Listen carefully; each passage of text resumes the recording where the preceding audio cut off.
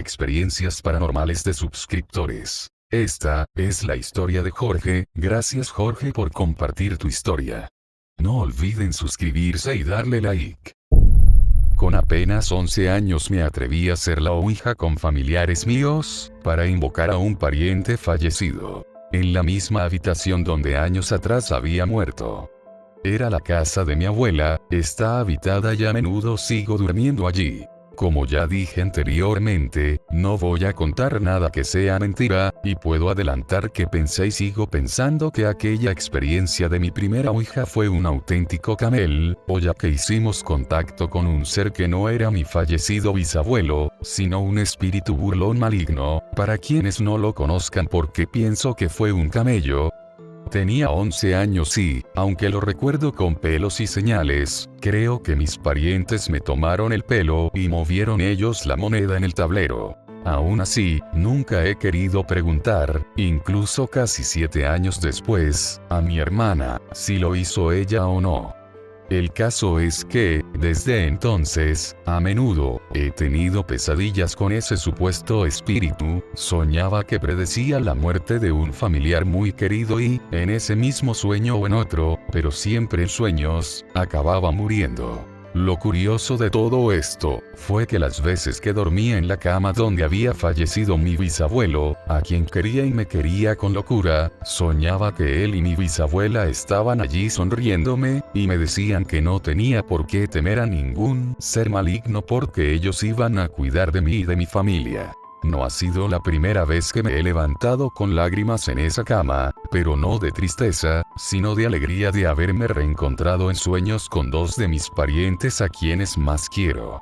También quiero añadir que, desde aquella experiencia de la ouija, el espíritu burlón me predecía muertes de familiares que solo tenían lugar en sueños. Sí, pero, en la vida real empecé a sentir que había leído la misma página, aquello que llaman déjà vu. Sentir que ya he estado en un lugar y he hecho cosas, pero, en realidad, en ese lugar jamás he estado en mi vida.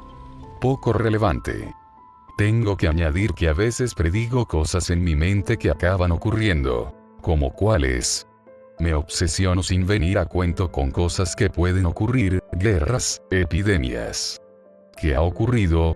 La guerra de Irak, los atentados del 11 de marzo, la gripe aviar, y nunca me atreví a hacer mención pública de lo que podía ocurrir por miedo a burlas. Sinceramente, no me atrevo a hacer mención de otras cosas, pero parece que solo soy capaz de predecir cosas catastróficas a escala mundial, y aún no estoy bien seguro de si es realmente un poder psíquico o casualidades de la vida. Como ya he dicho, aquel juego de la ouija me dio muy mal rollo, aunque tuviera 11 años y no lo entendiera bien, quizás guardé alguna relación de lo que me ocurre ahora con aquello. Por otra parte, quiero contar otra historia, que, aunque no he formado parte yo de ella, me la han contado. No son fuentes de desconfianza, me la contó mi tía de más de 60 años ya, es una mujer muy atraída por el ocultismo y el esoterismo. Por el resto de mis parientes es considerada la bruja de la familia. Si bien es cierto que es capaz de maldecir a la gente, echar las cartas y muchas más tonterías esotéricas, también me contó con 13 años, una experiencia de mis primos acerca de la ouija, para prevenirme de que nunca volviera a jugar. Cuando le conté lo que ocurrió haría casi 2 años por entonces.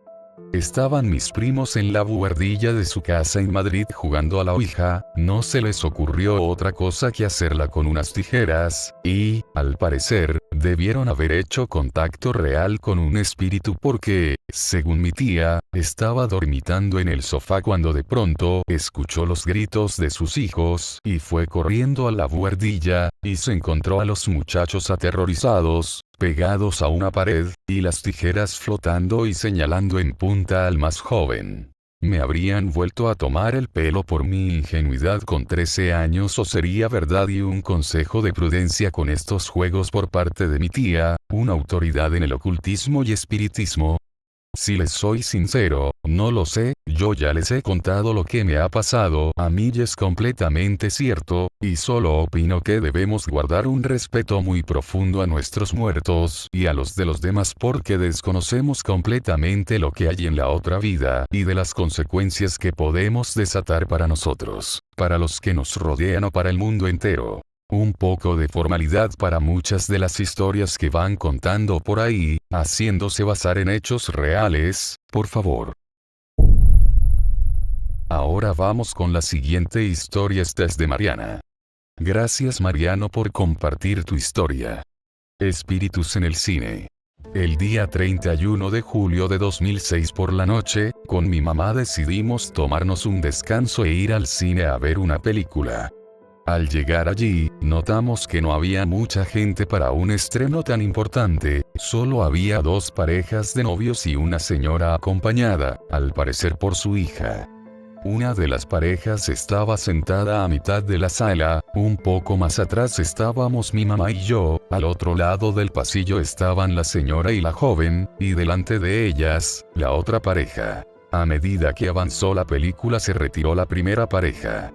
Yo estaba cerca del pasillo, y sentía que las mujeres me miraban, por lo que yo les devolví la mirada, desde allí no sacaron sus ojos de mí. Yo le hablé en secreto a mi mamá, le pregunté por qué nos miraban tanto esa señora, pero mi mamá estaba en un estado de sueño, lo cual nunca le pasó, parecía que estaba hipnotizada, y el clima se empezó a tornar cada vez más frío, hasta que las dos mujeres se fueron. En ese instante, mi mamá volvió a la normalidad. Luego de unos segundos volvieron las dos con comida. Con mamá nos preguntamos de dónde sacaron comida si no hay para comprar. Luego, se ubicaron detrás de nosotras, y ahí fue cuando se fue la otra pareja de enamorados. El clima se había vuelto helado, a mí se me puso la piel de gallina, y las dos mujeres no nos dejaban de mirar. Con esa incomodidad, ni mi mamá ni yo veíamos la película, al igual que las dos señoras. Parecía que el centro de atención éramos nosotras, parecía que la pesadilla no iba a acabar nunca. Una vez terminó la película salimos con mamá hasta el auto, desde allí notamos que salía muchísima gente la cual nosotras no vimos en ningún momento, que estábamos sentadas esperando la película, y la sala a la que entramos era la única que estaba abierta en toda la noche para una película. Después de eso, esperamos para ver a las dos mujeres, para ver si las conocíamos, debido a que nos miraban tanto, pero el hombre encargado del cine, cerró las puertas, le puso llave y candado, nunca salieron esas dos siluetas femeninas que nos observaban en silencio. Mamá y yo quedamos desconcertadas, y dos preguntas inquietantes resonaban en mi mente. ¿Dónde estuvieron todo el tiempo esas personas que salieron? ¿Cómo es posible que las dos mujeres se quedaron ahí sin que el encargado las haya visto?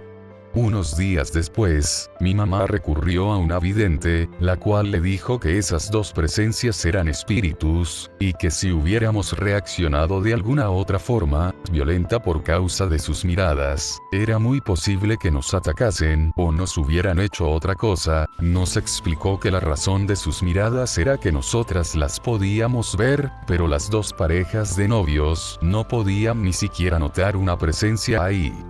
Las personas que salieron al final de la película estuvieron todo el tiempo allí, en la misma sala que nosotras, pero era como si esas dos almas hubieran cambiado todo. Mi mamá y yo solamente las veíamos a ellas, pero a los demás no. La vidente nos alertó de que Dios me dio un don, y ese don es el de ver y sentir a los espíritus, y mi mamá solo los puede ver, pero no los puede tocar a diferencia de mí.